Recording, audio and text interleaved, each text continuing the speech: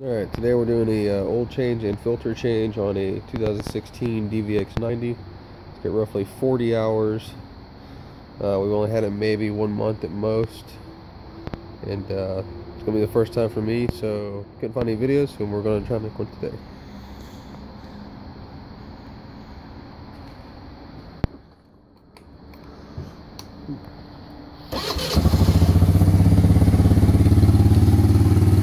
Get it warmed up and we'll come right back.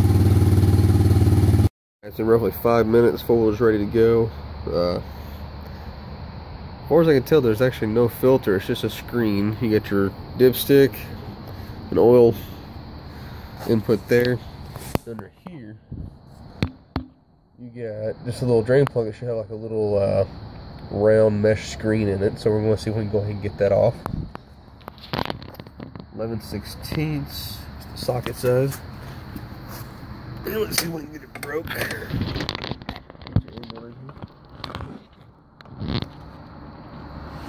Sorry for the camera, but we'll try.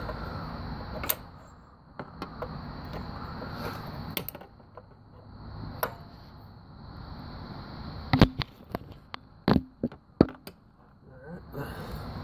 Put loose.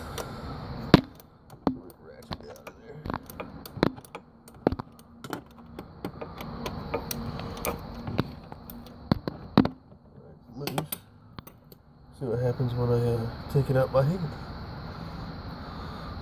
And it's right next to the exhaust. So even after initial warm-up, it's still pretty warm down here.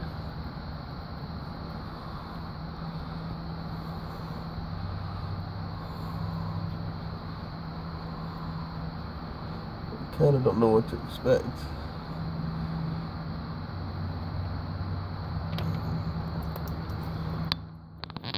Okay. Get my pan a little further. It's spring loaded for sure. Something is.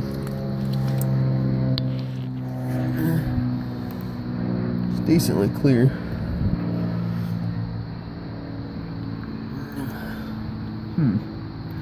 Not too bad. Set the spring and that part there. And I'm gonna turn off and see if there's a filter, and I'll come back. So didn't take long, but it was just hanging in there. I mean, it's still pretty clear. I'm gonna clean it up anyways, probably with some brake or carb cleaner. Get out here so y'all can see what it looks like. Just a little mesh screen insert. Nothing fancy about it. Looks like there's some kind of metal shaving right there. Hopefully nothing catastrophic. Alright, we'll get it cleaned up, let it drain, and we'll come back. So I didn't have it completely level toward the front. It was kind of angled down. But I did notice that where the oil hole is made, the four-wheel itself needs to be tilted sideways to finish getting the rest of the oil out, and I'll show you. Setup's kind of weird, but it works. Probably get a little better view of the drain hole right there. See it over there behind the black bar. And as far as I can tell, there's not really any other drain spots except for maybe that one right there. I may take it out just to see what else. Maybe that's just the actual drain plug and the other one's just for the filter. Who knows? So, live and learn. We'll find out.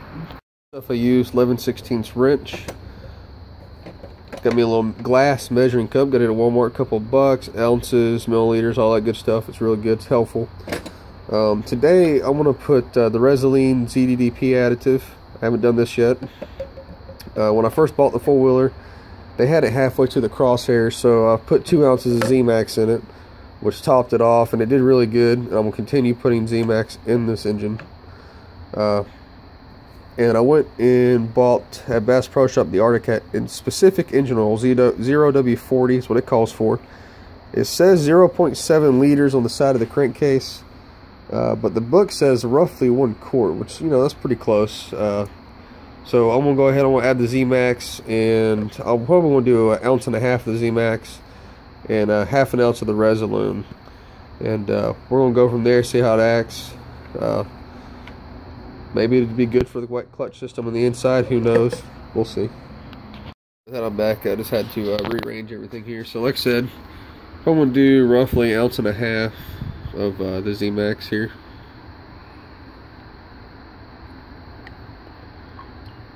About like that.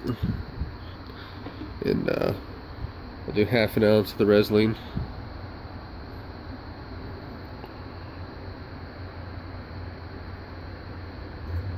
Yeah, that's about what I had in it. Nice. Okay.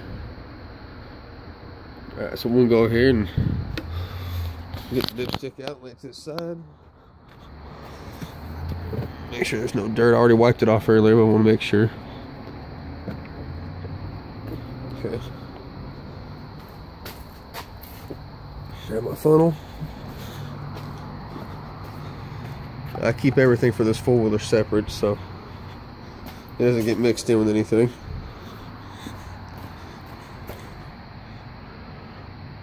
There's the Z-Max and the Resolution. Okay. And in case you're wondering, I already have off camera. I went ahead and installed the screen, the spring, and the cap for it. So I did go ahead and seal it back up, in case you're wondering. I figured I didn't need to film that, as you already know how to take it off, so figured it'd be a lot easier. I'm taking the cap off the oil now, so we can get in there. Got a nice little metal seal. Alright. And I'll add roughly a little over 1/2 quart to it, and then we'll check it and we'll see. This oil's not really amber. I mean, it's amber in color, maybe a little greenish. Kind of weird. Like I said, the only reason I'm changing is it's got roughly 30 to 40 hours on it of ride time, and I'm a little picky. Let's see, get it down to the 8 ounce mark. I'll put the dipstick in and check it. It's a little bit below the 8 ounce, but it's okay. We'll see what it's doing. Wipe the dipstick off here on the towel. Trying to do everything one-handed here, so excuse me.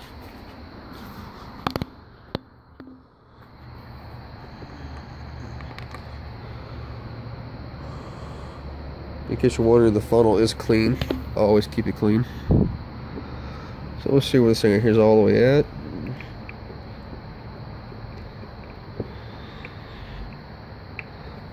There it goes.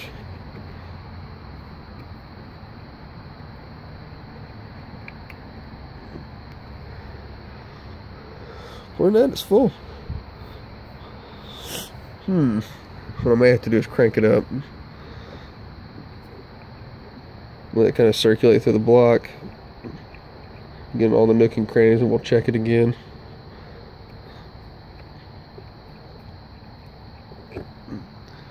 Okay, showing full in the crosshair, so we'll stick it back in. We'll crank it out, let it run for just a minute or two, kind of circulate. Let it sit idle, and then we'll come back to it. Go ahead and crank it to neutral, and we're gonna let it idle just for a minute here. Can do some circulations.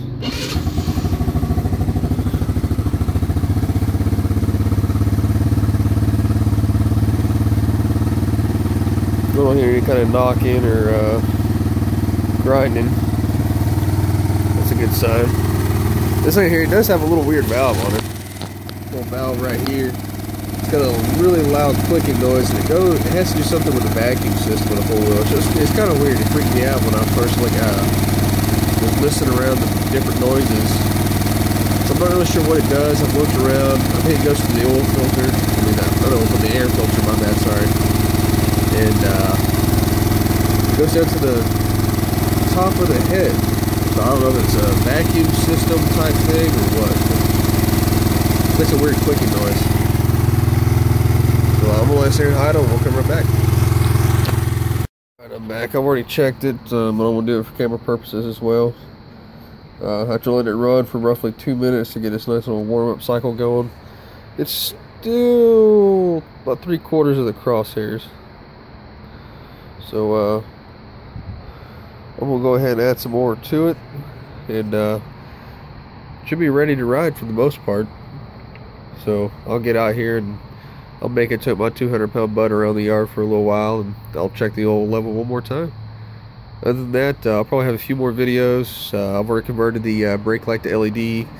The headlight is a 9003 H4 style, but it's a 35/35 watt bulb, so I might convert it to LED later on down the road. Other than that, until next time.